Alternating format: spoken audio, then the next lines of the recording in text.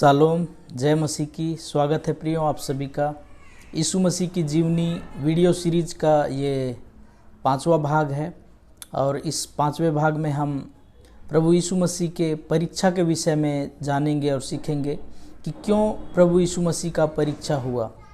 तो सबसे पहली बात या जो पहला सवाल या प्रश्न हमारे मन में उठता है कि प्रभु यीशु मसीह अगर परमेश्वर है तो उसकी परीक्षा क्यों हुआ, और कौन है जो परमेश्वर की परीक्षा ले सकता है, या किसने परमेश्वर की परीक्षा लिया।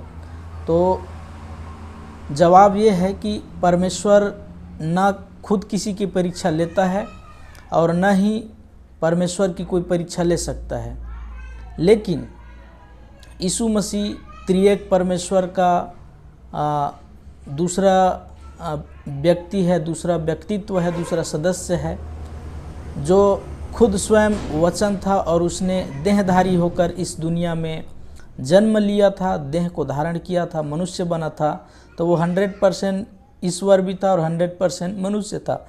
तो मनुष्य था, इसीलिए उसका इस दुनिया में टेस्ट देना पड़ा, परीक्षा हुआ।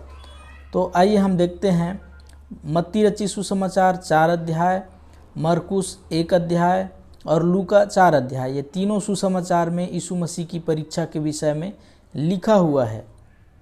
तो सचमुच में यीशु मसीह की परीक्षा हुआ था। तो यहाँ पर लिखा हुआ है, तब आत्मा यीशु को जंगल में ले गया। कौन सी आत्मा? दुष्ट आत्मा ने नहीं लेके गया, शैतान ने नहीं लेके गया, परंतु इससे पहले हमने इसके पहले भाग में देखा कि जब प्रभु यीशु मसीह बपतिस्मा लेकर पानी से ऊपर आया तो पवित्र आत्मा उसके ऊपर आकर ठहर गया। वही पवित्र आत्मा ने उभारा उसको कि वो जंगल में जाए और 40 दिन का फास्टिंग करे, उपवास प्रार्थना करे। उससे पहले वो सेवकाई में उतरे, उसको फास्टिंग प्रार्थना की ज़रूरत थी। अब उस पर भी हम आगे चर्चा करेंगे। तो पवित्र आत्मा यीशु मसीह को जंगल में लेकर गया ताकि इब्लिस से, मतलब शैतान से उसकी परीक्षा हो। ये पवित्र आत्मा की मर्जी थी और पवित्र आत्मा ने उसको यीशु मसीह को लेकर के जंगल में गया। और लिखा है 40 दिन 40 रात तक निराहार रहा, भूखे प्यासे रहा, मतलब वो फास्टिंग में रहा, उपवास में रहा। और तब परखने वाले ने पास आकर, मतलब जो इब्लिस है, शैतान है, वो यीशु मसीह के पास आया और उसने कहा, 3 तरीके से उसकी परीक्षा लिया। पहली परीक्षा उसने कहा, यदि तू परमेश्वर का पुत्र है तो कह दे ये पत्थर रोटी बन जाए। शैतान को पता था कि यीशु मसीह कौन है। उसने एक बार हेरोदेस के द्वारा बचपन में ही मरवाना चाहा, लेकिन शैतान असफल हो गया था। यीशु मसीह जिंदा बच निकला। यीशु मसीह के कारण हजारों बच्चों की जान गए थे। तो शैतान एक बार असफल हो गया था बचपन में, लेकिन अब यहाँ 30 साल की उम्र में, उसकी जवानी की उम्र में उसको मारने के लिए, उसको ख़त्म करने के लिए, उसको हराने के लिए शैतान जो है दोबारा परीक्षा ले रहा है। और यहाँ पर लिखा हुआ है, उसने कहा यदि तू परमेश्वर का पुत्र है, क्योंकि शैतान को पता था ये परमेश्वर का पुत्र है। और उसने अपने बातों से यहाँ पर गवाही भी दिया कि यदि तू परमेश्वर को, यीशु मसीह को उकसा रहा था, जैसे उसने हव्वा को उकसाया, है ना।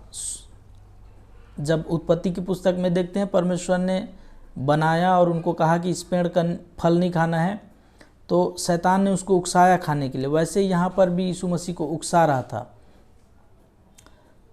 और हम होते या कोई साधारण मनुष्य होता या और कोई दूसरे लोग होते तो एक्साइटमेंट में, है ना, उतावलापन में आकर ज़रूर वो चीज़ कर देते, लेकिन यीशु मसीह ने ऐसा नहीं किया। और इससे पहले जस्ट 40 दिन ही पहले स्वयं परमेश्वर ने कहा था, ये मेरा प्रिय पुत्र है जिससे मैं प्रसन्न हूँ।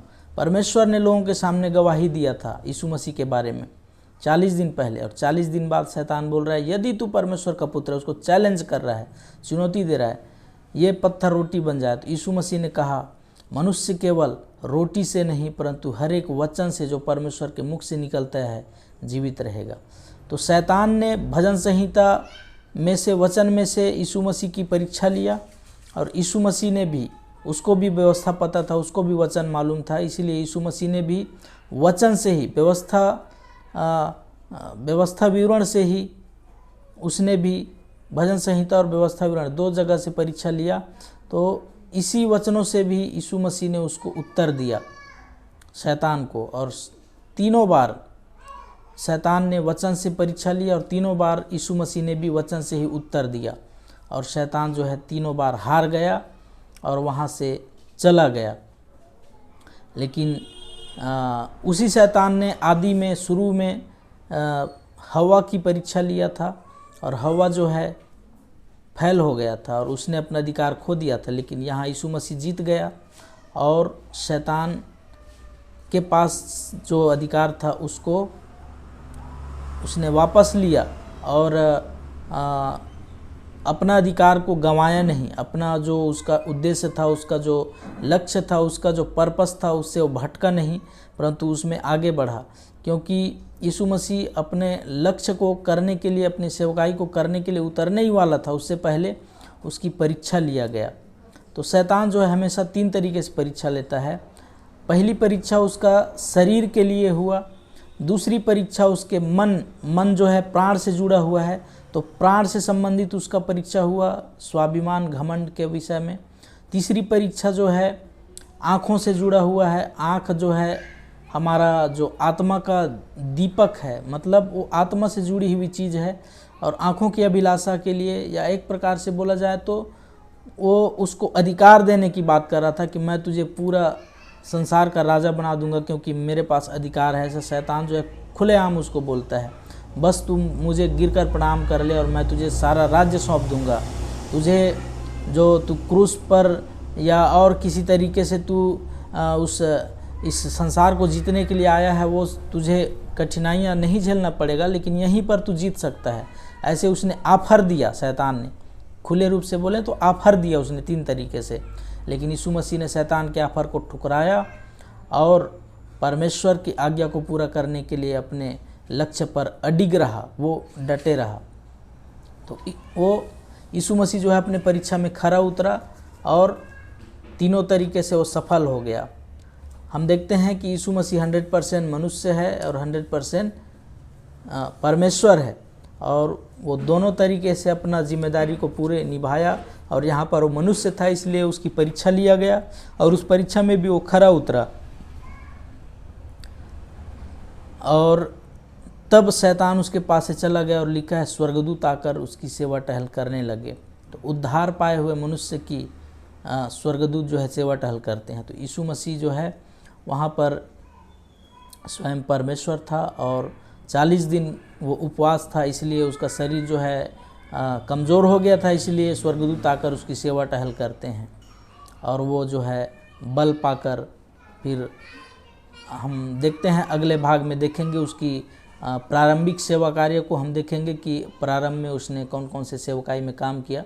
तो यहाँ पर मेन चीज़ है, हम परीक्षा के विषय में सीख रहे हैं। तो परीक्षा में आज भी शैतान मनुष्यों की 3 तरीके से परीक्षा लेता है, शरीर की अभिलाषा, आँखों की अभिलाषा और जीविका का घमंड। याकूब में लिखा हुआ है, और उसी तरीके से वो हर एक की परीक्षा लेता है। इन सब से बाहर वो कभी नहीं जाता, न इन सब के बाहर कभी परीक्षा नहीं लेता।